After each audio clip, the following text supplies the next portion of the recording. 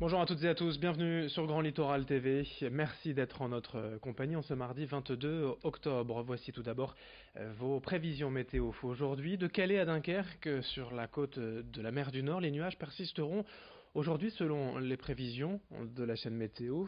Ailleurs, plus au sud, on devrait bénéficier en revanche du soleil avec parfois quelques voiles nuageux.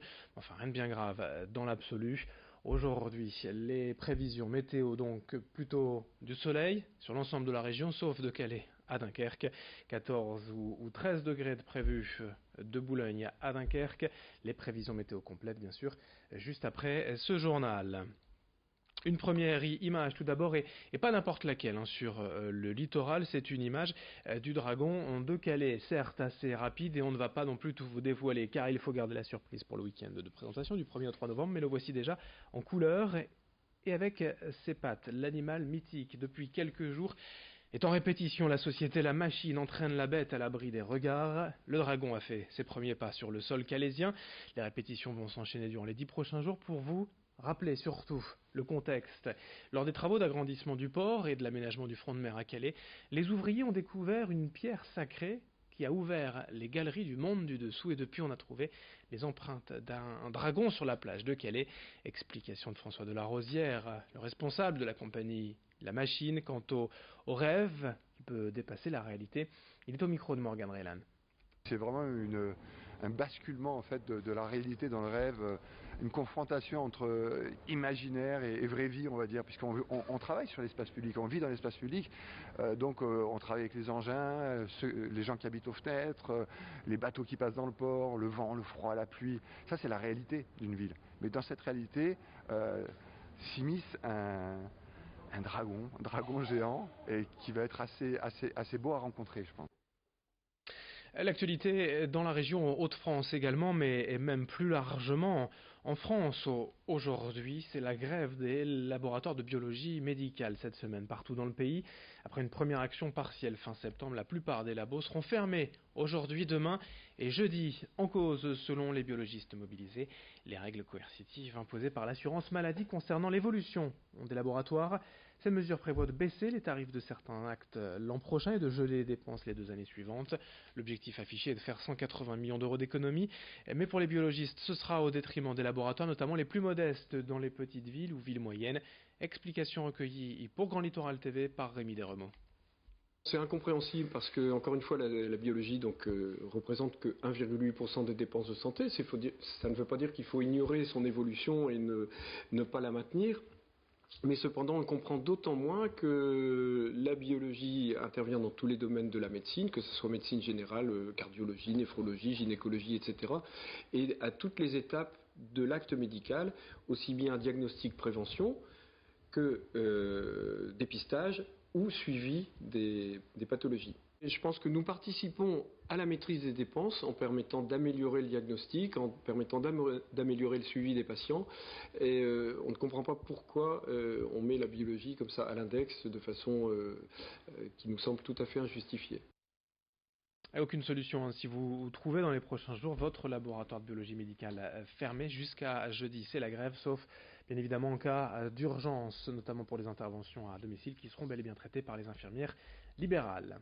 Au cœur de l'automne et des températures en baisse, quelques jours avant le changement d'heure ce week-end, je vous rappelle, bien il est temps de rallumer le chauffage à la maison si ce n'est pas déjà fait. Attention tout de même, comme chaque année, et dans la région au monoxyde de carbone, ce gaz, un colore inodore responsable de dizaines d'accidents dramatiques chaque hiver ici dans les Hauts-de-France à cause de chaudières ou d'appareils de chauffage mal entretenus.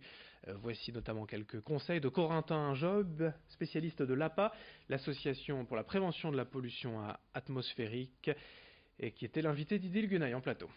Tout simplement, les personnes qui utilisent du charbon peuvent s'inscrire via SMS et recevoir une alerte en cas de période à risque, c'est-à-dire en cas de conditions météorologiques à risque, période de redoux, et être prévenus afin d'améliorer leur prévention, leurs conseils de prévention et l'application des conseils de base.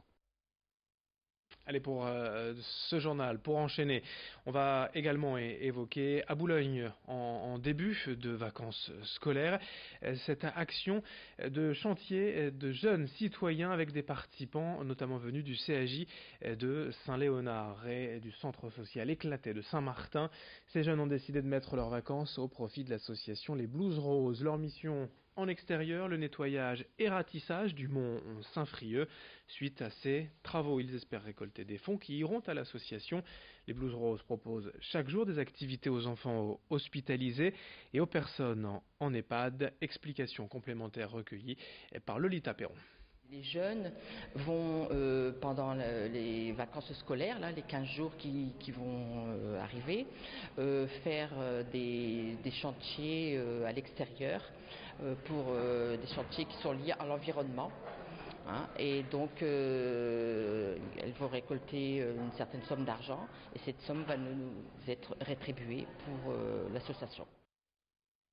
Et puis dans ce journal également, en pleine semaine de vacances scolaires, on termine avec une idée de sortie à Thérouanne. Le musée d'archéologie a ouvert ses portes en juillet dernier. C'est un musée qui revient sur l'histoire de la ville depuis ses origines gauloises jusqu'à sa reconstruction après le siège de 1553. Au programme, des plans et documents anciens qui concernent tant la période médiévale que gallo-romaine. Des visites thématiques également organisées au sein du musée pour présenter entre autres des pièces retrouvées il y a peu de temps, notamment lors de travaux de résidence de campagne des évêques à Saint-Martin d'Ardingan en 2018. Explication au micro de Morgane Rélan. Le public qui est visé, c'est d'abord le public des habitants, tous âges confondus, avec une spécificité pour le jeune public, des ateliers par exemple ici qui auront lieu dès les vacances de la Toussaint. Il y a des ateliers qui sont mis en place, il y en a déjà eu cet été aussi de toute façon. Et puis les habitants sont le premier public, donc forcément ils fréquentent parfois, ils viennent d'eux-mêmes, mais ils fréquentent aussi parfois le lieu au travers de la maison de santé ou de la maison de service de l'agglomération.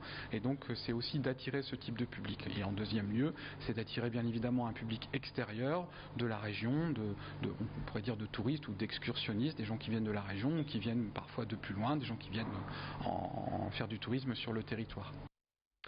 Fin de ce journal sur Grand Littoral TV. À suivre vos prévisions météo et dès le prochain quart d'heure, une nouvelle édition régionale. Merci de votre fidélité.